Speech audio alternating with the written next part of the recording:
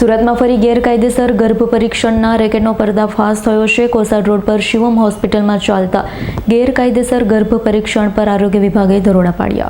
સુરતના અમરોલી વિસ્તારમાં ગેરકાયદેસર ગર્ભ પરીક્ષણ રેકેટનો પર્દાફાશ કર્યો છે, જેમાં કોસાડ રોડ પર આવેલી શિવમ હોસ્પિટલમાં ગેરકાયદેસર ગર્ભ પરીક્ષણ ચાલતું હોવાની માહિતી મળતા સુરત જિલ્લા આરોગ્ય અધિકારીની ટીમ દ્વારા છટકું ગોઠવવામાં આવ્યું. રૂપિયા લઈ ગર્ભ પરીક્ષણ હોવાનું બહાર આવ્યા બાદ તબીબ હિતેશ જોશીની ધરપકડ કરવામાં આવી. સાથે હોસ્પિટલમાંથી એક સોનોગ્રાફી મશીન પણ સીલ મારવામાં આવ્યું હતું. તો BHMSની ડિગ્રી હોવા છતાં તબીબ હિતેશ જોશી ગર્ભ પરીક્ષણ કરતો હોવાનું સામે આવ્યું છે.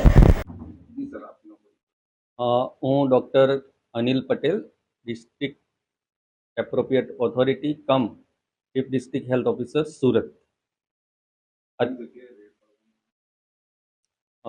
શિવમ હોસ્પિટલ અને ICU હોસ્પિટલ જે અમરોલી વિસ્તારમાં આવેલી છે, એમના વિરુદ્ધમાં એક સામાજિક કાર્યકર્તા અને જાગૃત નાગરિકે ફરિયાદ કરી હતી. એનું આખું રેકેટ પકડાયું છે અને જે એજન્ટ મારફતે ગર્ભ પરીક્ષણ કે જેમાં બાબો કે બેબી એટલે કે છોકરો કે છોકરીનું પરીક્ષણ કરવામાં આવતું હતું અને એના જે પેશન્ટ સગર્ભા બહેનોને અહીંયા મોકલવામાં આવતા હતા, એનું ડિટેલમાં તપાસ કરીને જે એજન્ટો હતા ત્યાંની ફરિયાદ હતી, એમના થ્રુ જાણવા મળ્યું કે શિવમ હોસ્પિટલમાં મોકલવામાં આવે છે.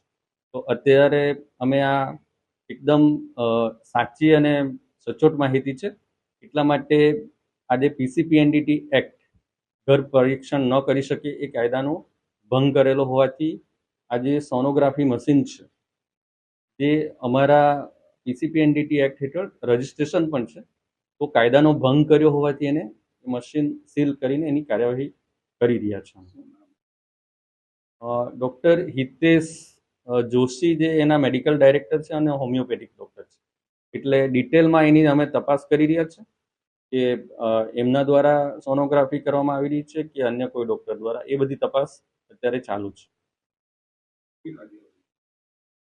અત્યારે આ મશીન અમે સીલ કરી રહ્યા છે, જેની કાર્યવાહી અત્યારે ચાલુ છે અને આ જે એક્ટના નિયમો પ્રમાણે એને એમની અગેન્સ્ટમાં કોર્ટ કેસ કરવામાં આવશે.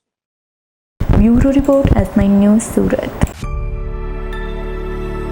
અમારી તમામ માહિતીથી અપડેટ રહેવા માટે જોડાયેલા રહો S9 ન્યૂઝ સાથે.